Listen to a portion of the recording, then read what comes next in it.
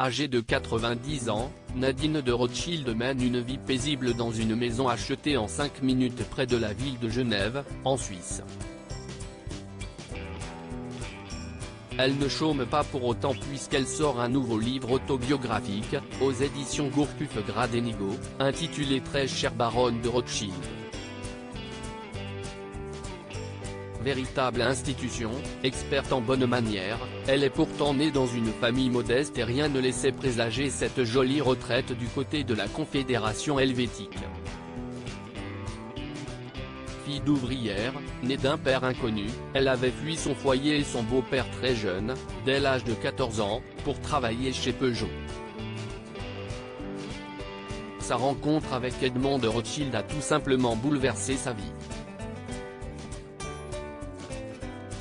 C'est en 1960, lors d'un dîner, que ces deux-là se sont croisés pour la toute première fois.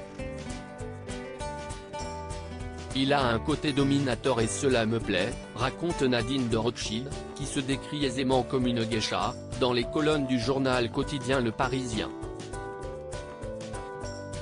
Pour autant, elle ne semble pas avoir été si soumise que ça avec son partenaire.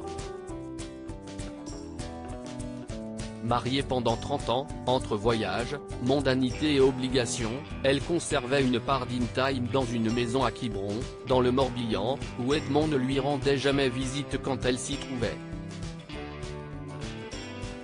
Aujourd'hui, il n'y a plus de savoir-vivre à la française. Edmond de Rothschild est décédé durant l'année 1997, laissant son épouse derrière elle ainsi que leur unique fils Benjamin, décédé le 15 janvier 2021 des suites d'une crise cardiaque.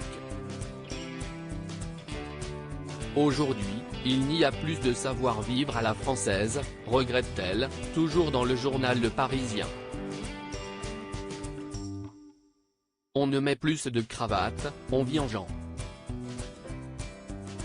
Outre l'écriture de son nouveau livre, Nadine de Rothschild vient de lancer une Légion d'honneur du cœur avec une amie journaliste à Genève, que le duo destine aux patrons qui emploient des salariés atteints de maladies graves. Les coudes loin de la table, mais le cœur sur la main, toujours. Retrouvez le portrait de Nadine de Rothschild dans le journal Le Parisien du 22 février 2023.